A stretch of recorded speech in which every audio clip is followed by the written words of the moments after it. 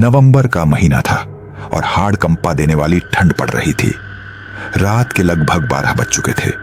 राजस्थान के अलवर जिले का वो सुनसान और जर्जर बस स्टैंड पूरी तरह वीरान पड़ा था।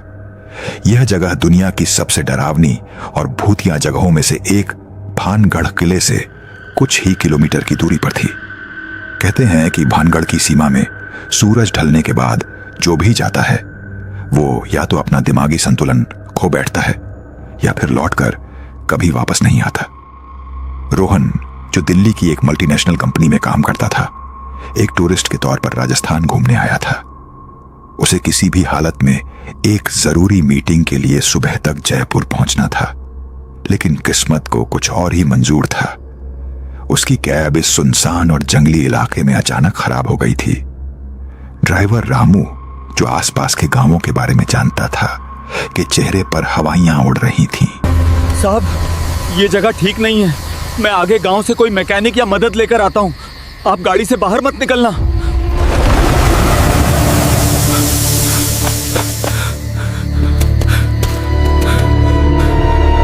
कमाल है, एक तो ये जमा देने वाली ठंड, ऊपर से ये सुनसान जंगल, और वो बेवकूफ ड्राइवर भी भाग गया। लगता है आज रात इसी ठंड में ठिठुर कर गुजारनी पड़ेगी।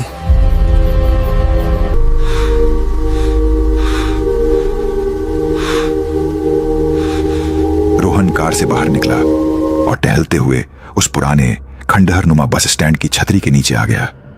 तभी उसकी नजर वहां एक कोने में पड़ी। वहां अलाव ताप रहा एक रहस्यमयी सा दिखने वाला बूढ़ा पंजारा बैठा था। रोहन को थोड़ी राहत मिली कि चलो, कोई तो इंसान यहां मौजूद है। वह अलाव के पास जाकर हाथ सेंकने लगा। उस बूढ़े ने अपना सिर उठाया। बूढ़े की आंखें मोतियाबिंद से बिल्कुल सफेद हो चुकी थीं, जैसे उनमें पुतलियां हों ही ना। लेकिन रोहन को ऐसा लग रहा था जैसे वो अंधी आंखें रोहन के शरीर के आर पार देख रही हों। बाबूजी, इस वक्त यहाँ इस मनहूस जगह पर क्या कर रहे हो? बाबा, मेरी गाड़ी खराब हो गई है और ड्राइवर मदद लेने गया है जो अब तक नहीं लौटा। मुझे जयपुर जाना है। बूढ़े ने आग में एक सूखी लकड़ी फेंकी और धीमी आवाज में फुसफुसाया। भानगढ़ का इलाका है बाबूजी। रात के वक्त यहाँ की हवाएं भी शापित होती हैं। ये मौत का दरवाजा है। अगर यहाँ कोई पुरानी लाल रंग की बस आए तो उसमें गलती से भी मत चढ़ना। वो जिंदों को उनकी मंजिल तक नहीं पहुंचाती, वो उन्हें सीधा नर्क ले जाती है। रोहन शहर का रहने वाला पढ़ा लिखा नौजवान था। उसे इन भूत प्रेत और श्राप की बातों पर बिल्कुल यकीन नहीं था। उसने बूढ़े की बात को एक पागल का प्रलाप समझा और अनसुना कर दिया। रोहन अजीब नजरों से उस बूढ़े को देख ही रहा था कि तभी दूर घने कोहरे और अंधेरे को चीरती हुई 2 पीली लाइटें आती दिखीं। रात के सन्नाटे में एक पुरानी खटारा सरकारी बस का इंजन जोर जोर से हांफता हुआ सुनाई दे रहा था। बस के लोहे के पहिए जैसे सड़क को चीर रहे थे। बस जैसे ही बस स्टैंड के पास आकर रुकी, उसके ब्रेक से एक कान फोड़ देने वाली चीख जैसी आवाज आई। रोहन ने राहत की सांस ली। चलो, कम से कम जयपुर ना सही, आगे किसी बड़े शहर तक तो पहुंच जाऊंगा, उसने सोचा। रोहन ने बिना कुछ सोचे समझे अपना बैग उठाया और बस की सीढ़ियों पर कदम रख दिया। अंदर चढ़ने से पहले उसने पीछे मुड़कर देखा कि उस बूढ़े बंजारे को भी बस में आने के लिए कह दे, लेकिन वहां कोई नहीं था। अलाव बुझ चुका था। उसकी राख भी ठंडी थी, जैसे वहां घंटों से कोई आग जली ही ना हो। वो बूढ़ा हवा में गायब हो चुका था। इससे पहले कि रोहन कुछ समझ पाता, बस के भारी लोहे के दरवाजे अपने आप एक जोरदार धड़ाम की आवाज के साथ बंद हो गए। अंदर कदम रखते ही रोहन की सांसें भारी हो गईं। उसे लगा जैसे वह किसी बस में नहीं, बल्कि बर्फ के किसी गहरे तहखाने या मुर्दा घर में आ गया हो। बाहर की ठंड से कई गुना ज्यादा ठंड बस के अंदर थी। रोहन के मुंह से भाप निकलने लगी। बस के अंदर एक अजीब सी सड़ांध भरी बदबू आ रही थी, जैसे जले हुए मांस, पिघले हुए प्लास्टिक और पुराने सड़े हुए चमड़े की बदबू। रोहन ने अपनी नाक पर रुमाल रख लिया। उसने टिकट के लिए कंडक्टर को ढूंढा, लेकिन वहां कोई नहीं था। यहां तक कि आगे ड्राइवर का केबिन भी एक गहरे काले अंधेरे में डूबा हुआ था। ड्राइवर की परछाई तक नजर नहीं आ रही थी। बस की छत पर लगी एक ट्यूबलाइट टिमटिमा रही थी और एक अजीब सी भनभनाहट पैदा कर रही थी। रोहन ने नजर घुमाई। पूरी बस बिल्कुल खाली थी। चारों तरफ धूल से सनी फटी हुई सीटें थीं। बस केवल आखिरी सीट पर एक शख्स बैठा था। उसने एक बहुत पुराना काले रंग का भारी ओवरकोट पहना हुआ था और उसका सिर नीचे की तरफ झुका था, जिससे उसका चेहरा अंधेरे में छिपा था। रोहन अपनी घबराहट को दबाते हुए बीच की एक सीट पर बैठ गया। बस बहुत तेज रफ्तार से भाग रही थी। खिड़की के बाहर भानगढ़ के जंगलों का घना अंधेरा और पुराने खंडहर तेजी से पीछे छूट रहे थे। रोहन ने आंखें मूंद ली और सोने की कोशिश करने लगा। करीब 15 मिनट बाद रोहन को अपनी गर्दन पर एक बहुत ही ठंडी और बर्फीली सांस महसूस हुई। उसने झटके से आंखें खोली। उसे एहसास हुआ कि जो शख्स आखिरी सीट पर था वह अब ठीक उसके पीछे वाली सीट पर आकर बैठ चुका है। लेकिन हैरानी की बात यह थी कि रोहन ने उसे अपनी सीट से उठकर आते हुए या कदमों की कोई आवाज नहीं सुनी थी। काफी ठंड है ना आज की रात। मेरा नाम विक्रम है। उस शख्स ने कहा। उसकी आवाज में एक अजीब सी गूंज थी, जैसे वो इंसान किसी बहुत गहरे खाली कुएं के अंदर से बोल रहा हो। रोहन का दिल जोर से धड़कने लगा।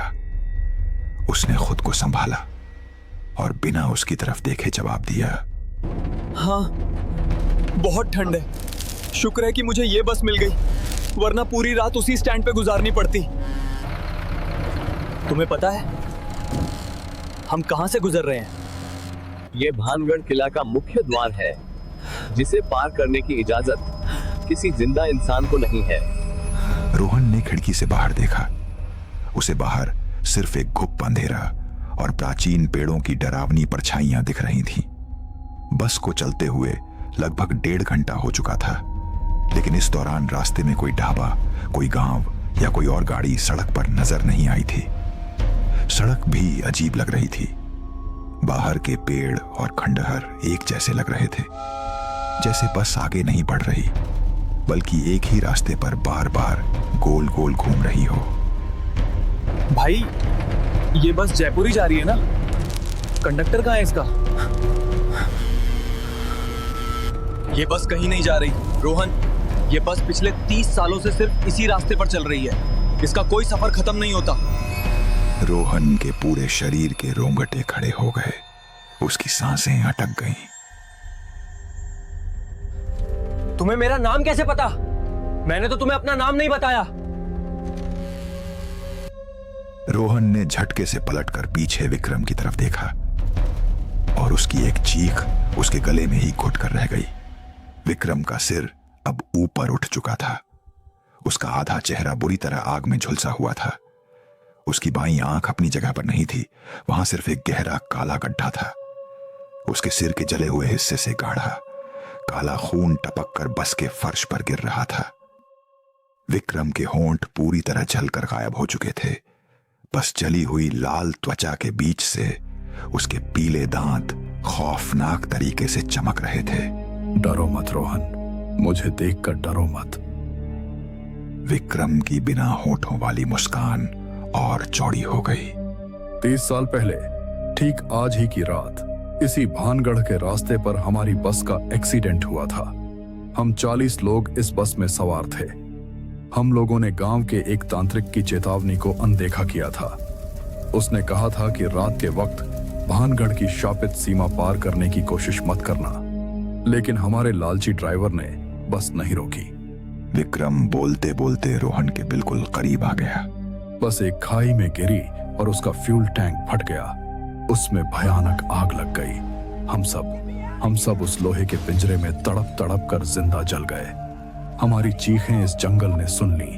तंत्र मंत्र से श्रापित इस जमीन ने हमारी जली हुई आत्माओं को इसी बस में कैद कर लिया। तब से यह बस हर रात एक नए यात्री की तलाश में यहां से गुजरती है। रोहन पसीने से तरबतर हो गया। वह अपनी सीट से कूदा और भागकर बस का दरवाजा खोलने की कोशिश करने लगा। वह पूरी ताकत से लोहे के हैंडल को खींच रहा था, लेकिन दरवाजा लोहे की तरह जाम था। बचाओ, कोई है? मुझे बाहर निकालो। रोहन पागलों की तरह चीखने लगा। उसने कांच तोड़ने के लिए अपना भारी लेदर का बैग पूरी ताकत से खिड़की पर दे मारा, लेकिन कांच पर एक खरोंच तक नहीं आई। उल्टे उस कांच के रिफ्लेक्शन में रोहन ने जो देखा, उसने उसके होश उड़ा दिए। बाहर घने अंधेरे में बस के साथ साथ कई जले हुए लोग दौड़ रहे थे। उनके शरीर आग से काले पड़ चुके थे। वे बस की खिड़कियों पर अपने खून से सने हाथ मार रहे थे और डरावनी आवाजें निकाल रहे थे।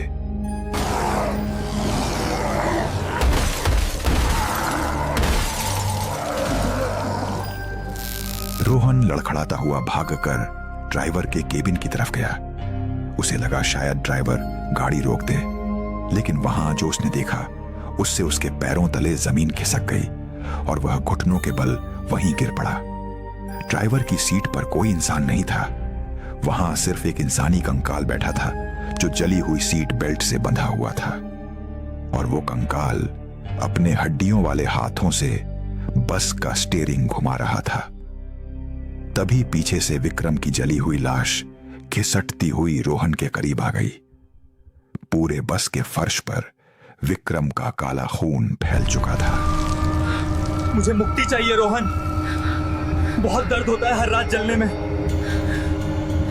इस शापित सफर से बाहर निकलने का सिर्फ एक ही रास्ता है, एक अदला बदली। मुझे जाने दो, भगवान के लिए मुझे छोड़ दो। मैंने तुम्हारा क्या बिगाड़ा है? मेरे पास बहुत पैसे हैं, एटीएम कार्ड है, सब ले लो, बस मुझे इस बस से नीचे उतार दो। रोहन बच्चों की तरह फूट फूट कर रोने लगा। विक्रम ने अपना जला हुआ मांस विहीन हाथ रोहन के कंधे पर रखा। वह हाथ बर्फ से भी ज्यादा ठंडा था। रोहन को लगा जैसे उसकी नसें जम गई हों।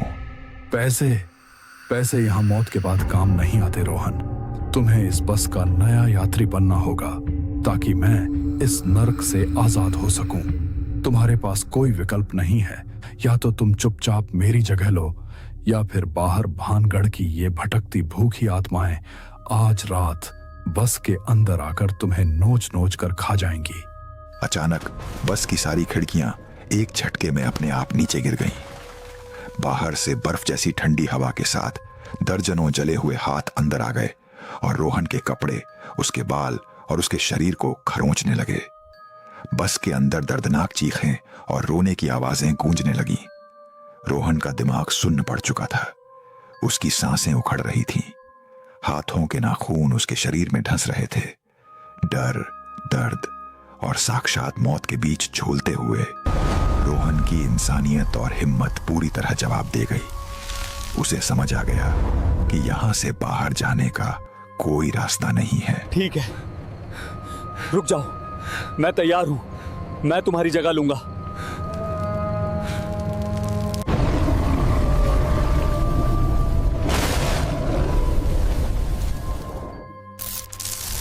बस एक भयानक झटके के साथ रुक गई।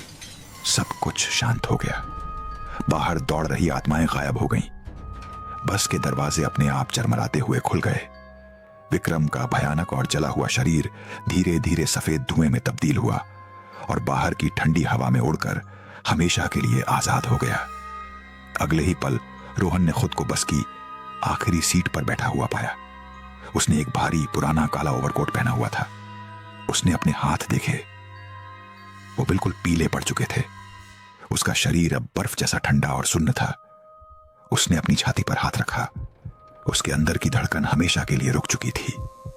तभी बस के खुले दरवाजे से एक नया यात्री, जो किसी गांव का लग रहा था, ठंड से कांपता हुआ अंदर चढ़ा। भाई साहब, ये बस जयपुर जाएगी ना? उस अनजान यात्री ने अंधेरे में बैठे रोहन से पूछा। रोहन धीरे से मुस्कुराया, लेकिन उसकी आंखों में अब इंसानों वाली चमक नहीं, बल्कि मौत का एक खौफनाक सूनापन था। अब उसे सब समझ आ गया था। वो मर चुका है, वो अब एक भूत है। उसकी मुक्ति का दिन अब तभी आएगा जब कोई और इंसान इस शापित बस में सफर करने की गलती करेगा और रोहन उसे अपनी जगह सौंपेगा। बस के दरवाजे एक जोरदार आवाज के साथ बंद हुए और भानगढ़ के उस अंधेरे जंगल में शापित बस का वो कभी न खत्म होने वाला सफर फिर से शुरू हो गया।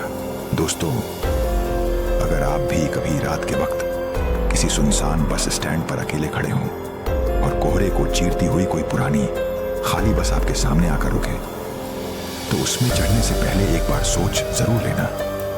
क्या पता अंदर अंधेरे में बैठा कोई रोहन आपकी ही जगह लेने का बरसों से इंतजार कर रहा हो। अगर आपको भानगढ़ के इस शापित सफर की यह कहानी पसंद आई हो तो वीडियो को दिल से लाइक करें, अपने दोस्तों के साथ शेयर करें और हमारे चैनल मिस्टीरियस हिंदी को सब्सक्राइब जरूर करें। मिलते हैं अगले खौफनाक सफर में। तब तक रात में अकेले सफर करने से बचें।